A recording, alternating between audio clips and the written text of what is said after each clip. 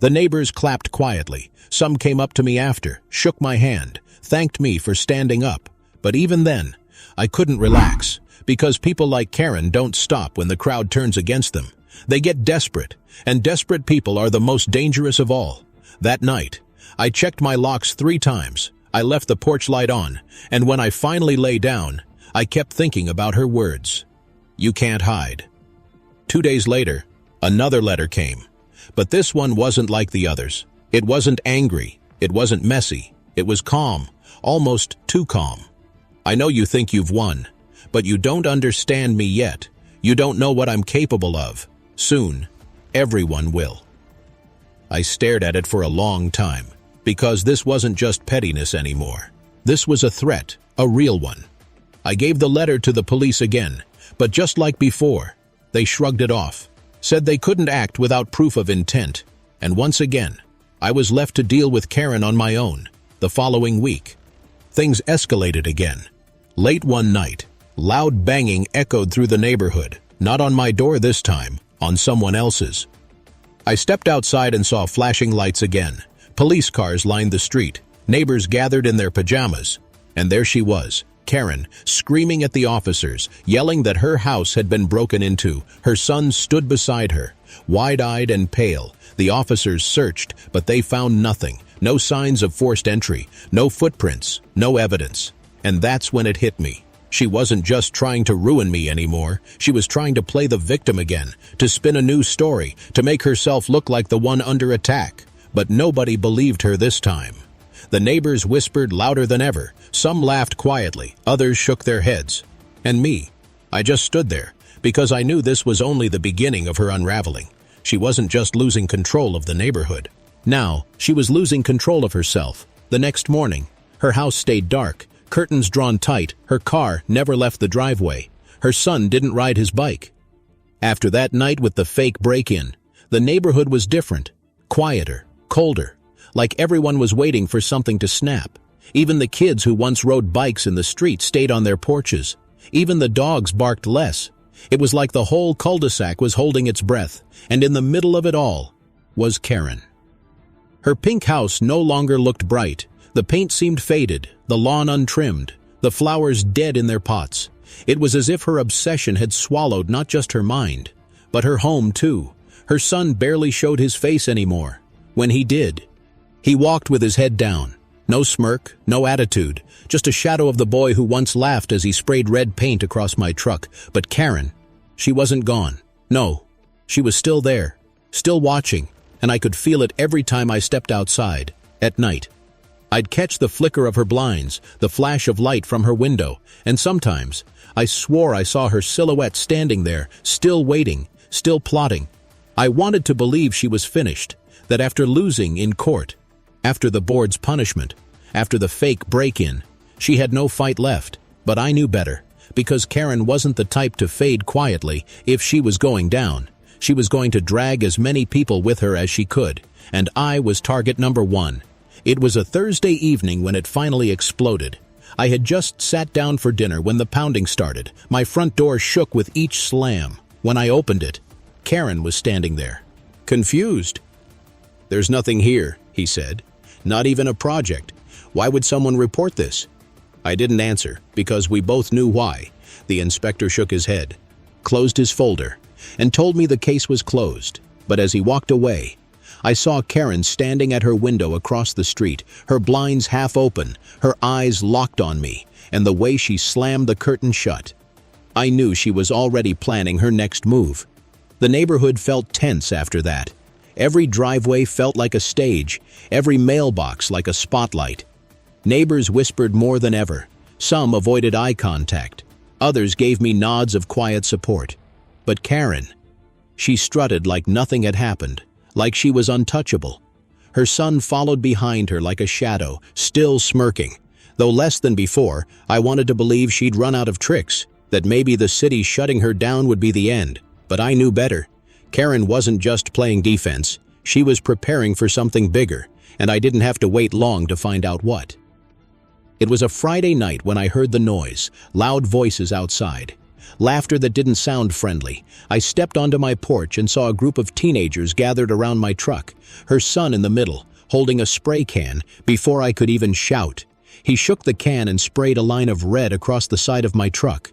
The hiss of paint filled the air, followed by his ugly laugh. My blood boiled. I rushed down the steps.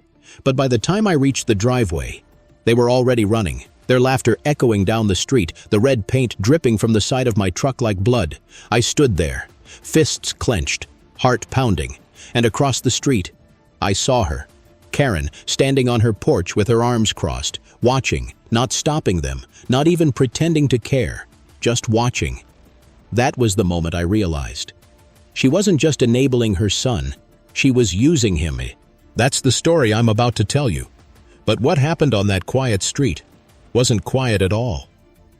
One morning, she stood in front of my truck like it was hers.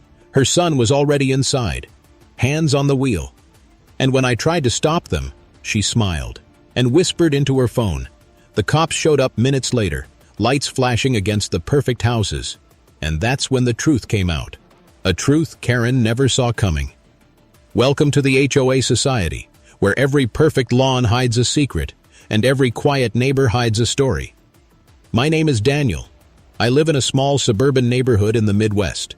From the outside, it looks peaceful. But inside, it's a battlefield of rules, fines, and power trips. And today, I'll tell you exactly how one HOA Karen tried to take my truck, and how I turned the entire street against her from the outside. It looked peaceful. A quiet suburban street in the Midwest. Every house painted the same pale colors. Every mailbox standing like little soldiers in a row.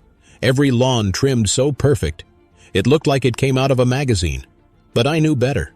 Peace in a neighborhood like mine. It was only an illusion behind those white fences, behind those smiling faces. There was something darker, a constant war over power, rules, control. And no one loved that power more than Karen.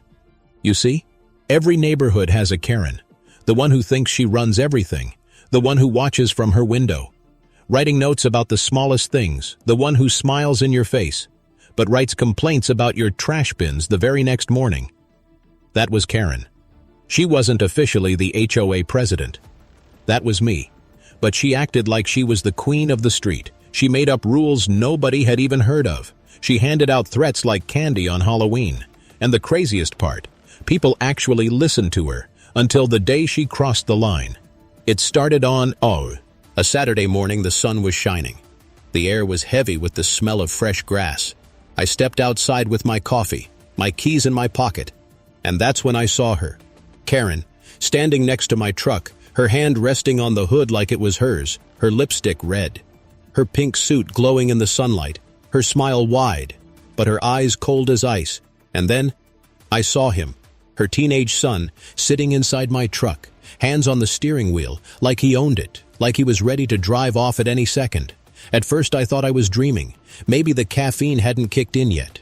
But no, this was real. I walked closer, and Karen's voice hit me like a knife. "That's not your truck.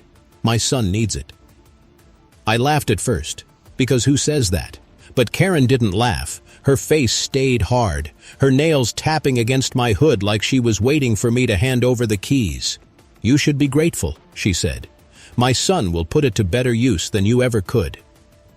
I took a sip of my coffee, slow and steady, because I wanted to see how far she was willing to go. Her son smirked at me through the glass, feet pressed against the mats I had bought myself, hands gripping the wheel like he was ready to take off. And that's when Karen pulled out her phone. She looked me straight in the eye and whispered just loud enough for the whole street to hear, "I'm calling the cops. This man is trying to steal my son's truck." I almost choked on my coffee. Her son's truck? My name was on the papers. I bought it. I worked for it. I paid every bill on it. But in her world, it belonged to her son. And the worst part, I knew the neighbors were already listening. Curtains moved, garage doors cracked open. People love a good HOA drama, especially when Karen was the star. Within minutes, sirens echoed down the street. 2 police cars pulled into the cul-de-sac, lights flashing, cutting through the picture-perfect houses. Ren waved them down like she had been waiting her whole life for this moment. "There," she shouted. That's the thief. Arrest him." Her son leaned back in the seat, smug grin plastered on his face. And when the time is right, you let the truth speak louder than any lie. It was about a week later when the storm really started. I was leaving for work, and two men in suits walked up my driveway. They looked official, clipboards in their hands. One of them asked if I was the homeowner. I nodded. Then he handed me a paper, a complaint filed against me. From the HOA, I flipped through the pages. Dozens of violations, trash bins, lawn length, mailbox paint, even the flowers in my front yard. Every single one was signed by Karen. I almost laughed, because she really thought this would scare me. She thought piling on fines and threats would make me step down. But all it did was give me the chance to show her what real compliance looked like. So I did what any sane man would do in a neighborhood ruled by crazy rules. I followed every single one, to the letter. If the trash bins had to be hidden by 6:01 p.m., I had them inside by 5:59. If the lawn had to be trimmed to exactly 3 inches, I bought a ruler. If the mailbox had to be painted beige number 47, I went to the store and bought the exact paint. 2 coats. And here's the best part. I documented everything. Photos, timestamps, receipts, day after day. Karen tried to trip me up, day after day. I stayed one step ahead, and slowly, people started to notice. One neighbor stopped me as I watered my flowers. "I saw what she's been doing," he whispered. "She fined me for a garden gnome last year. Maybe it's time someone put her in her place." Another neighbor, an older man with shaky hands, told me how she'd threatened him for leaving his porch light on too long. "She made me cry," he said quietly. "I just want peace." And that's when I realized something. This wasn't just about me anymore. This was about all of us. All the people she had bullied, all the families she had embarrassed, all the times she had pretended to hold power she didn't have. Karen thought this was a game of fines and warnings, but what she didn't know was that the more she pushed, the closer she came to exposing herself. The turning point came on a Thursday evening. I was pulling into the driveway when I saw Karen standing in front of my house. She had a clipboard in her hand, her son behind her with that same smug grin. She waved at me like we were old friends, but her eyes, sharp as broken glass. "You're being reviewed for removal," she said. "Too many violations. The board is deciding soon." I leaned against my truck and smiled, because I knew something she didn't. The board, the actual board, wasn't on her side. I had already spoken to them. I had already shown them her fake complaints, and deep down, they were tired of her too, so I just let her talk. I let her rant about rules and order. I let her son snicker like he had already won. And when she was done, I just said 2 words. "We'll see." She didn't know what to do with that. Her face twitched, her voice cracked, and for the first time, I saw fear in her eyes. The following week, the board called a meeting. The whole neighborhood was invited. The room was packed. Neighbors lined the walls. Karen strutted in like it was her coronation, her son trailing behind, smirking at everyone who dared to look his way. She brought her stack of papers, dozens of fake violations against me. She slammed them on the table like a weapon.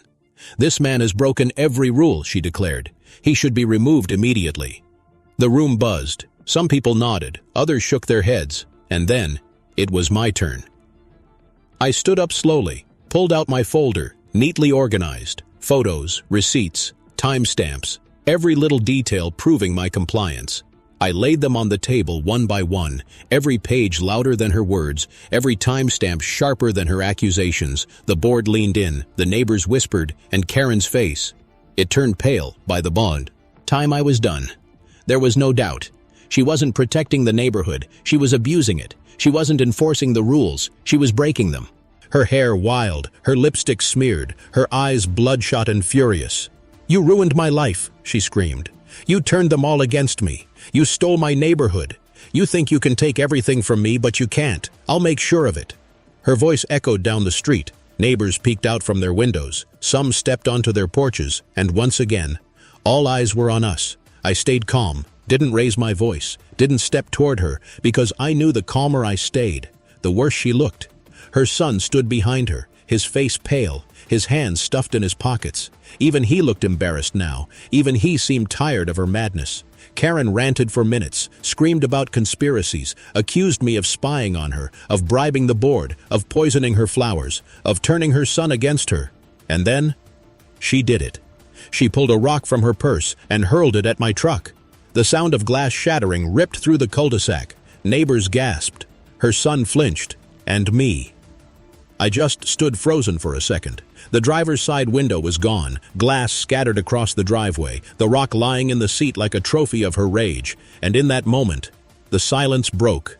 Someone shouted, someone called the police, and Karen, she just stood there, breathing heavy, her chest rising and falling, her eyes locked on me like she was daring me to fight back. But I didn't move, I didn't say a word, because I didn't have to. The flashing lights came within minutes, blue and red filling the night. Officers rushed out, separating us.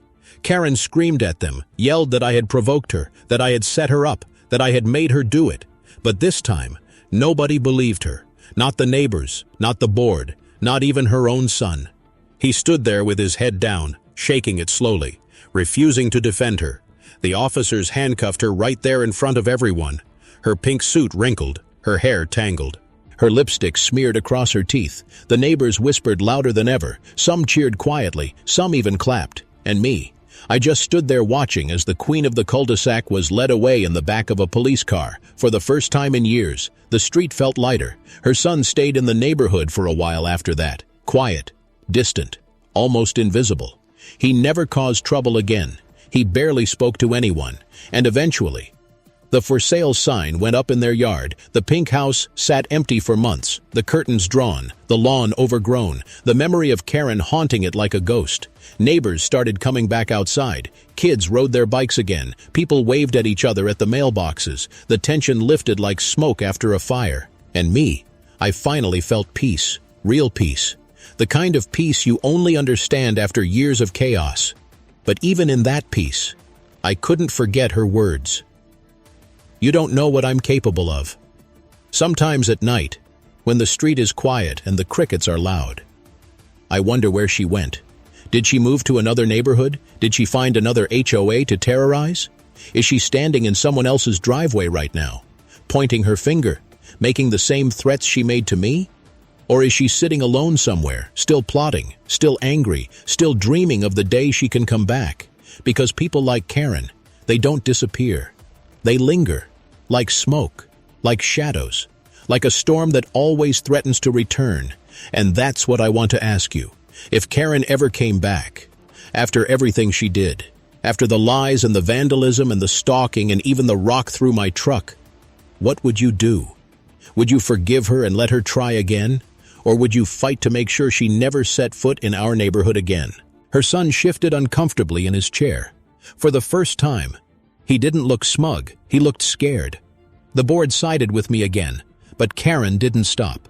She couldn't stop, because stopping meant admitting she was wrong. So she escalated further. One night, around midnight, I heard a noise outside. I pulled back my curtain and saw two shadows near my truck, figures crouched low, hands fiddling near the tires. It was her son and one of his friends trying to slash my tires. I stepped outside quietly, didn't even turn on the porch light. I just stood there in the dark. And when they finally noticed me, their faces went pale. "Police are already on the way," I said softly. And the way they ran, you'd think they had seen a ghost.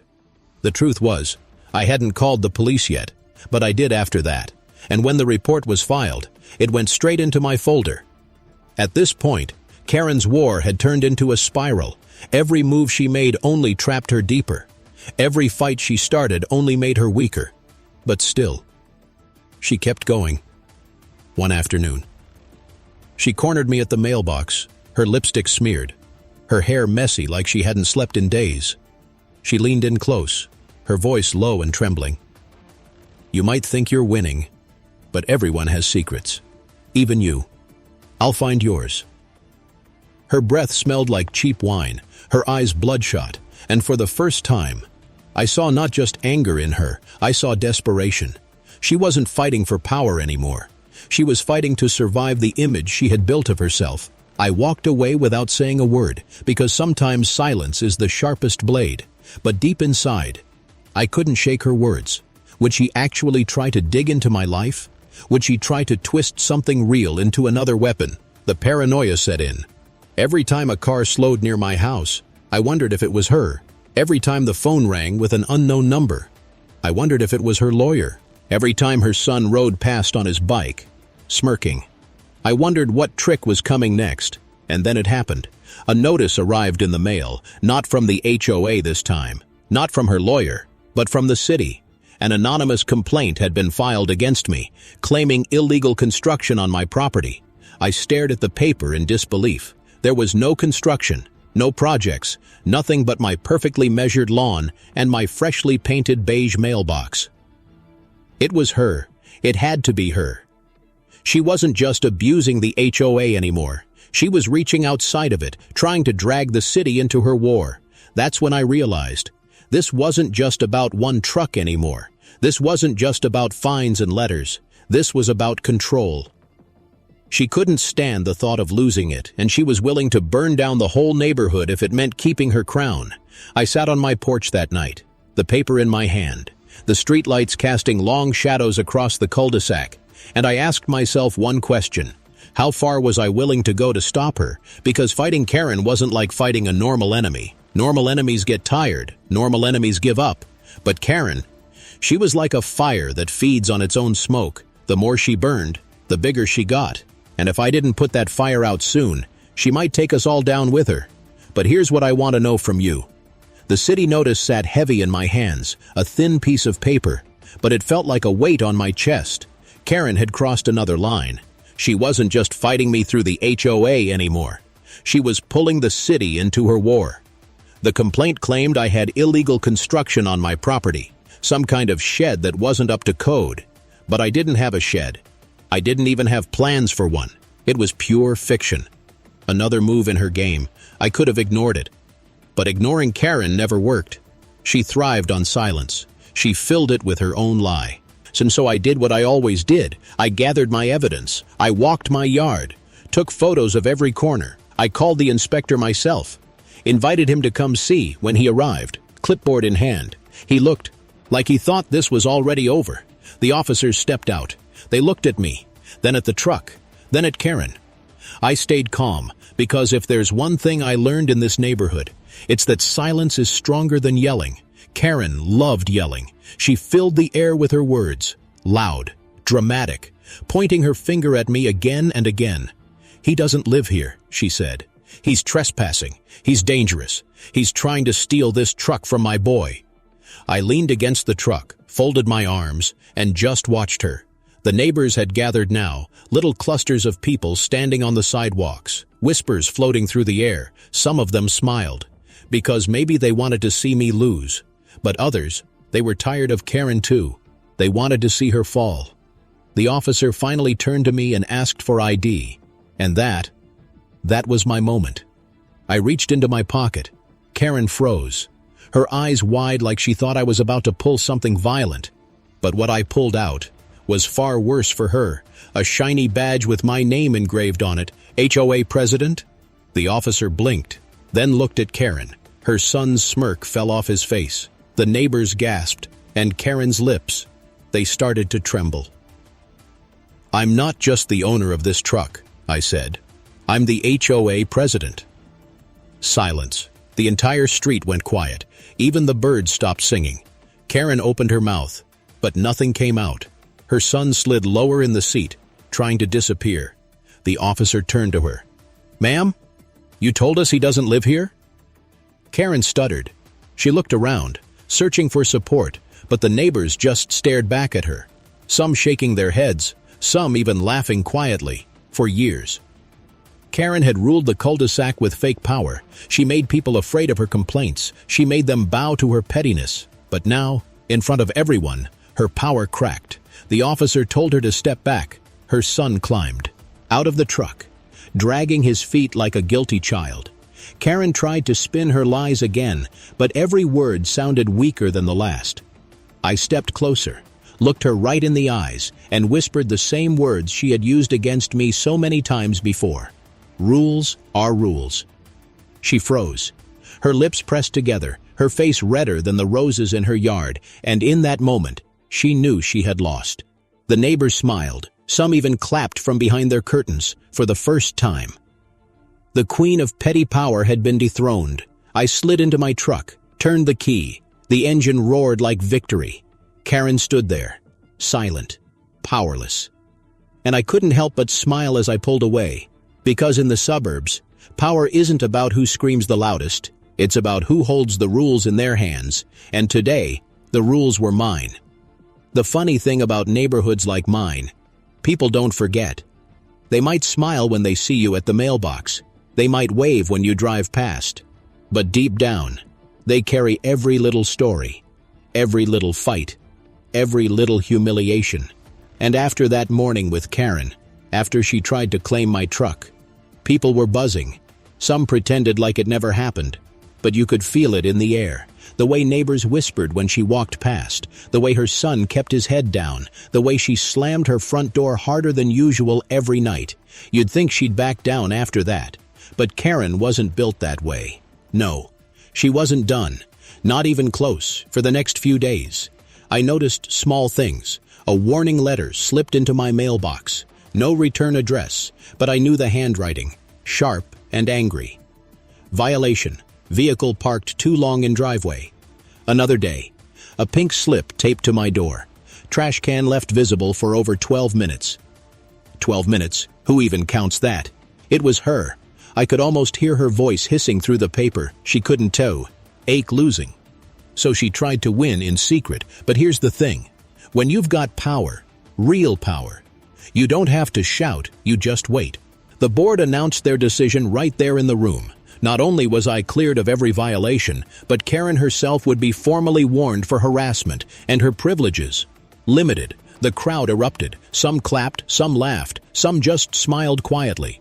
Enjoying the sight of her losing, Karen stormed out, her heels clicking against the floor like gunshots. Her son followed behind, head low this time, and me. I stood taller than ever, because in the end, truth always wins over noise, and compliance, the very thing she used as a weapon, became the blade that cut her down. You'd think after the board meeting, after the humiliation in front of the entire neighborhood, Karen would slow down, that she would take her warning, stay quiet for a while, maybe even disappear into her pink house and shut the curtains for good. But Karen wasn't built to lose. For her, losing was like oxygen being cut off. And when someone like her can't breathe, they come back swinging. The days after the meeting felt calm on the surface. I trimmed my lawn, waved at neighbors, even hosted a small barbecue for the families next door. But deep down, I knew it was only the calm before another storm. Karen wasn't the type to give up. She was the type to double down. It started small, a car parked just a little too close to my driveway, blocking me, and one morning, a trash bag ripped open on my lawn. Though I hadn't put one out, a smear of something sticky across my mailbox, honey or syrup. I couldn't even tell, childish, petty. But I knew the source, her son, the smug teenager who thought the world owed him. He was the kind of kid who laughed at other people's pain, and now, he was his mother's weapon. I ignored it at first. I told myself, don't give them the satisfaction, but ignoring a storm doesn't stop it from coming. And soon enough, it wasn't just petty pranks anymore. One evening, I came home from work and found a letter taped to my door. No envelope, no signature, but the words were sharp as knives.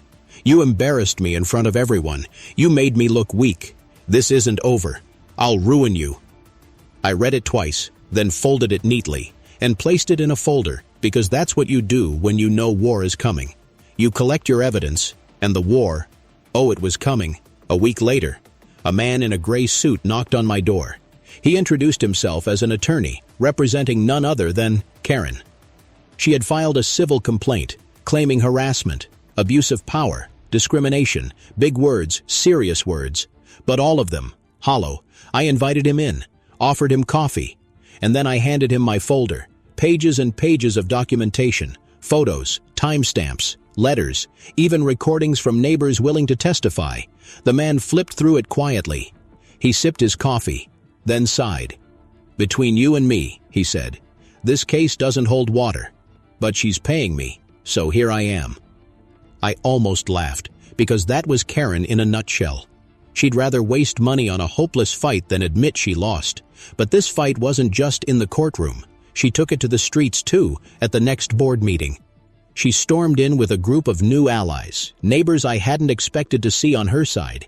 She had promised them lower dues, more freedom, less oversight. Ironically, the same things she never gave anyone when she acted like queen. She pointed at me across the room, her voice shaking with anger. "He thinks he can control us all. He thinks he's above the rules. He humiliated me in front of my child." The crowd murmured, some nodded, some shook their heads, and for a moment, I wondered if maybe she was winning them over. But then I spoke, not with anger, not with shouting, but with calm, simple truth. I told them about the petty fines, about the trash bag on my lawn, about the syrup on my mailbox, about the letter promising to ruin me. And as I spoke, I saw eyes widen. I saw heads turn toward her. I saw trust slipping through her fingers like sand. The fire should have been the end. Most people would have backed off after something like that. They would have stayed quiet, tried to rebuild, tried to save what little reputation they had left, but not Karen. No. The fire didn't end her. It only lit something new inside her. Something darker. Something desperate. Her house still smelled of smoke for weeks. Her fence was charred black on one side. Her son no longer smirked when he rode his bike. He looked nervous now, jumpy, like even he wasn't sure what his mother might do next. The neighbors avoided her. They crossed the street instead of walking past her porch. They whispered about her at the mailboxes. They kept their kids inside when she was outside. But me, I stayed alert, because I knew her silence wasn't surrender. It was strategy. And soon, she proved me right. One evening, I came home to find an envelope on my porch. Not in the mailbox, not taped to the door, just lying there. No name, no return address. Inside were photos. Photos of me, at the grocery store, at the gas station, even walking my dog in the park. The angles were strange, like someone had been watching me from a distance. The hairs on my neck stood up as I flipped through them, and then, the last page, a handwritten note. "You think you know me, but I know everything about you. You can't hide." My stomach turned. This wasn't just petty anymore. This wasn't fines or trash bags or spray paint. This was stalking. I slid the photos into my folder with the rest of her madness. But that night, I couldn't sleep. Every sound outside felt louder, every shadow longer. Every flicker of light from her house across the street made my chest tighten. The next morning, I called the police, showed them the photos, filed another report. The officer nodded politely, said they'd look into it. But I could see it in his eyes. He didn't believe she'd go that far. To him, it was just another neighbor's dispute. But I knew better. Karen wasn't just a neighbor anymore. She was an enemy, and enemies like her, they don't stop until something breaks. The following week, she made her next move. She called for a special neighborhood gathering, not an official board meeting, just a casual get-together at the community park. She framed it as a chance to rebuild trust. But everyone knew what it really was. Another attempt to turn the neighborhood against me. I went anyway, because avoiding her lies never worked. You had to face them head-on. The park was full that evening, families on blankets, kids chasing each other in the grass, and in the middle of it all, Karen in her pink suit, clipboard in hand, her son at her side again. She stood on a picnic table like it was a stage, and she spoke loud enough for everyone to hear. "Our neighborhood is broken," she declared, "and it's because of him." Her finger pointed at me like a weapon. Power has corrupted him. He spies on us. He threatens us. He even stalks us. Is this who we want leading our community? Whispers filled the air. Some people frowned. Some shook their heads. Some just looked uncomfortable. I stood still. I didn't shout back. I didn't raise my voice. I just waited. And when she finally paused for breath, I stepped forward, calm, steady. I held up the photos she had left on my porch, showed them to the crowd, explained how they were delivered, explained how they proved one thing, that the only stalker in this neighborhood was her, The crowd gasped. Karen's face twisted. Her son shifted uncomfortably. But I didn't stop there. I reminded them of the fire, the vandalism, the fake complaints, the police reports, the court case she had already lost. And slowly, I saw it happen. The crowd turned. They weren't whispering about me anymore. They were whispering about her, her allies.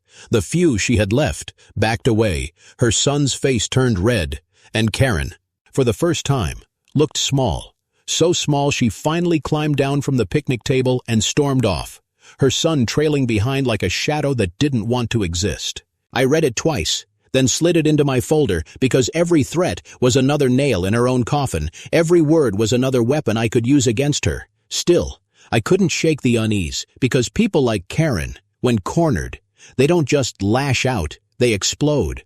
And I wasn't the only one who felt it.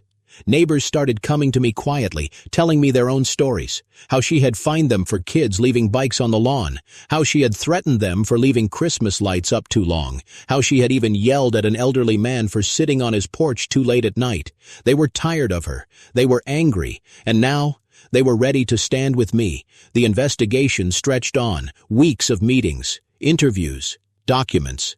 Karen grew more frantic each day, her son more reckless. One afternoon, he rode his bike straight into my trash cans, knocking them over, laughing as he sped away.